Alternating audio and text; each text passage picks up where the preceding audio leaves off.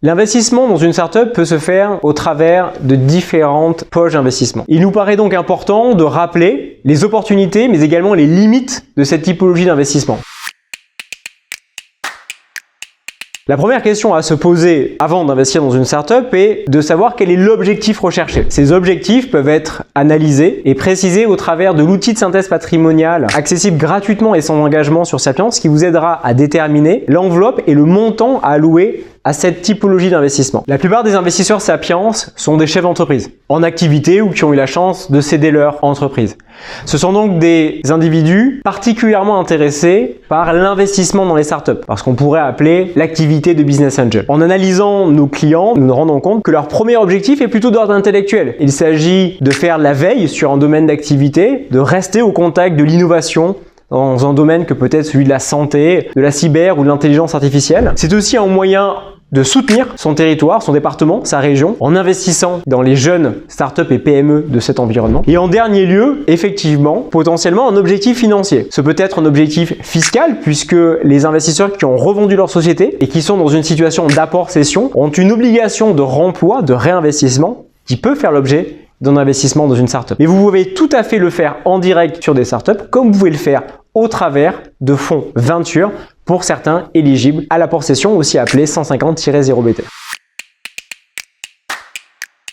Pour déterminer le montant, vous pouvez utiliser la synthèse patrimoniale de Sapiens qui, en fonction de la structuration actuelle de votre patrimoine et en fonction de vos revenus et de vos charges, vous aidera à déterminer quel est le montant à allouer à cette classe d'actifs que l'on rentrera dans cette catégorie que l'on appelle le private equity et que l'on pourra distinguer entre le venture, c'est-à-dire le capital risque qui est très long terme et qui va investir dans des sociétés qui ne sont pas encore rentables, versus le capital développement, notamment l'investissement growth, donc dans des sociétés beaucoup plus mûres et ici rentables, présentant naturellement un potentiel de perte en capital moindre par rapport au capital risque.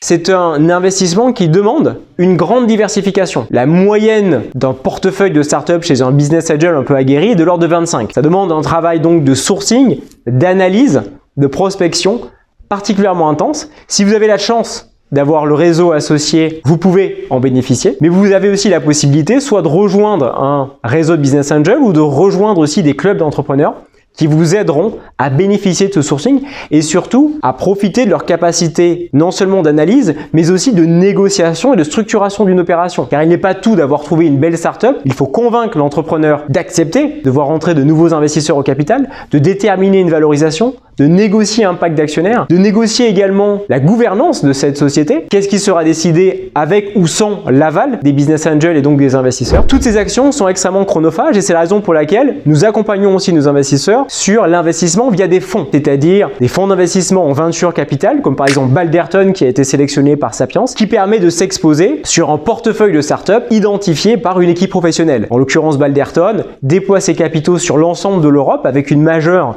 notamment sur l'intelligence artificielle et a naturellement la capacité de mettre en avant son track record, c'est-à-dire la performance des millésimes passés et son réseau d'entrepreneurs, son réseau d'experts capable de l'aider à améliorer son sourcing. Si vous disposez d'une expertise professionnel dans un domaine d'activité, que ce soit l'intelligence artificielle, que ce soit la santé, que ce soit l'agroalimentaire, il est clair que vous aurez premièrement une meilleure capacité à sourcer des entreprises dans cet environnement, mais surtout à challenger l'équipe dirigeante dans laquelle vous faites un pari, dans laquelle vous investissez, pour mener à bien son projet. Et c'est d'ailleurs ce que recherchent les clubs d'entrepreneurs ou les clubs de business angels, c'est-à-dire des individus experts de leur domaine qui viendront enrichir la phase de due diligence, c'est-à-dire la phase d'analyse de la startup. Mais finalement, chez Sapiens, où nous vous proposons plutôt un format de fonds d'investissement, nous sommes également extrêmement friands de votre retour d'expérience sur la santé. Nous avons actuellement référencé Archimède, qui est un des leaders de l'investissement dans les startups santé en Europe et dans le monde. Et nous avons un certain nombre de chirurgiens, un certain nombre de pharmaciens, un certain nombre de dirigeants de laboratoires qui viennent nous aiguiller sur les points forts et les points faibles de cette typologie de fonds. Et vous pourrez aussi bénéficier d'une forme de veille technologique au travers du suivi de participation extrêmement détaillé qui sera fourni sur l'ensemble des participations du fonds dans lequel vous avez investi via Sapiens.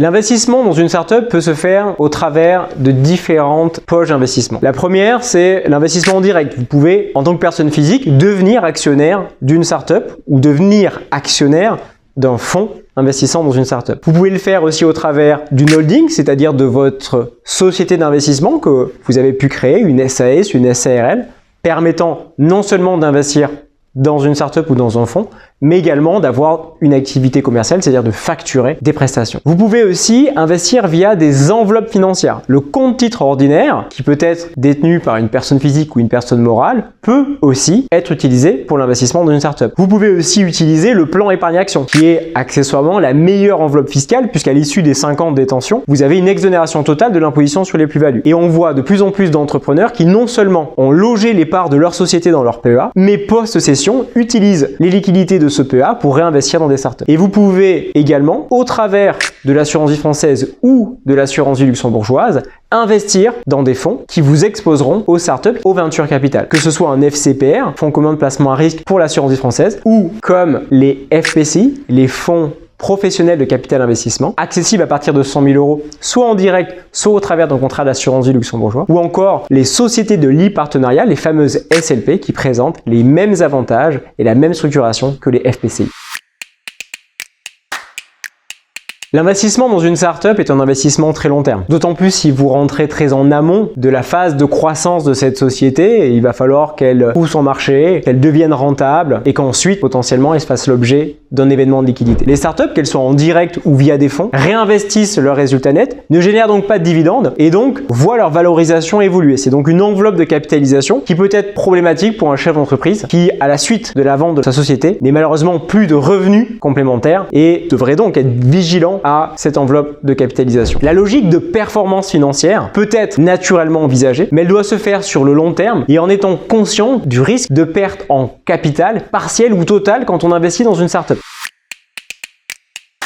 Quand on regarde les chiffres de France Angel, on constate que près de 45% des participations des business angels sont exposées ou ont fait l'objet d'une perte partielle ou totale en capital. Il faut donc considérer, lorsque vous réalisez un portefeuille, que presque la moitié de ce portefeuille fera l'objet d'une perte. L'investissement en start-up est donc une activité passionnante intellectuellement qui peut être rentable d'un point de vue financier. Notre recommandation sur Sapiens est de l'utiliser au travers d'une poche plaisir si vous voulez investir dans les startups des copains, mais avoir une approche plutôt de fond, une approche structurée, corporate, quand il s'agit d'aller chercher une performance financière sur le long terme, puisque vous pouvez dans certains fonds venture aller chercher des niveaux de performance à 2 chiffres sur une maturité naturellement cible de l'ordre de 10 ans.